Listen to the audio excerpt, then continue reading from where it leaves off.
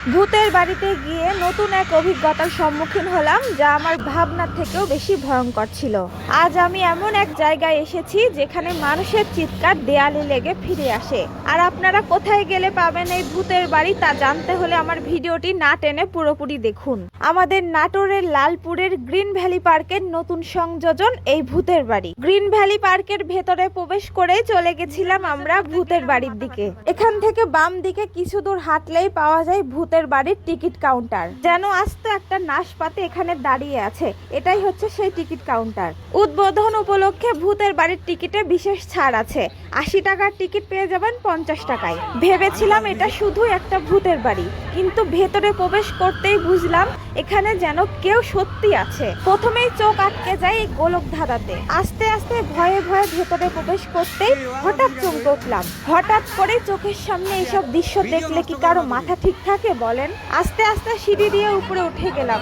উপরে আমাদের জন্য আরো ভয়ঙ্কর কিছু অপেক্ষা করছিল।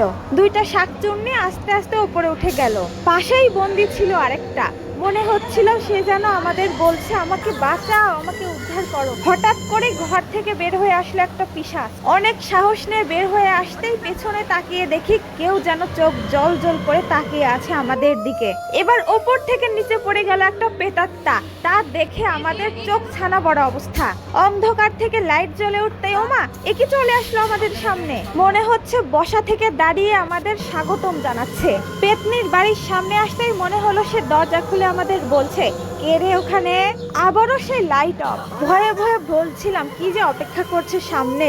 মুখের কথা মুখে আছে। ওমা একই দেখছি, না মানুষ না কোনো পশু। কি যে একটা অবস্থা। ভয়ে ভয়ে পেছনে গিয়ে দেখি, ওমা এটা দেখাই বাকি ছিল। পেছনে মনে হচ্ছে কোনো কঙ্কাল, কিন্তু না, সামনে তো ঠিকই মানুষের মতো। এদিকে এই ভূত ভাই তো তখন থেকে আমাদের অভিনন্দন জানিয়েই যাচ্ছে, কিন্তু আমি তো এবার ভয় পেয়ে গেলাম। দিলাম একটা দৌড়। চারিদিকে কঙ্কালের ছড়াছড়ি। এর ভয়ে এখানে যেতেই পারছি না। আমাদের দেখলে শুধু নিচে লাফ দিচ্ছে। বুড়িমার সাথে আবার একটু দেখা করলাম, কিছু আলাপ আলোচনাও করলাম। কফিনটা হঠাৎ খুলে যেতেই মমিটা মাথা নাড়াচ্ছিল। এই প্রথম নিজের চোখে কোনো কফিনে মমি দেখলাম। আবার সাহস করে উপর থেকে নিচে নেমে যেতে লাগলাম। ভয়ে আমার গলা শুকিয়ে যাচ্ছিল, আর পারলাম না এখানে থাকতে। এই ভূতটা আবার রক্ত সামনে নিয়ে বসে আছে। মনে হচ্ছে আমাদেরও বলছে, রক্ত খাবি? এদিকে রাক্ষসটা আবার মৃত মানুষের মাংস খাচ্ছিল। কি যে একটা অবস্থা।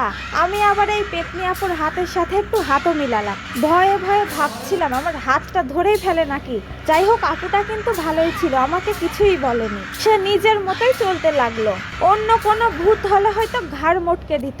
ভাবুন তো, হঠাৎ করে যদি আপনার চোখের সামনে এরকম একটা দৃশ্য পড়ে তখন কি করবেন? তো যাই হোক, গ্রিন ভ্যালি পার্কে কিন্তু প্রতিবারই নতুন নতুন আকর্ষণ আসে। তো এই ভূতের বাড়িটা আপনার কাছে কেমন লাগলো অবশ্যই জানাবেন। আর যারা মনে করেন আপনাদের অনেক সাহস, তারা একবার হলেও এখানে ঢুকে দেখুন সাহস ঠিক থাকে কি না। ভিডিওটি ভালো লাগলে শেয়ার করে দিবেন। ধন্যবাদ সবাইকে।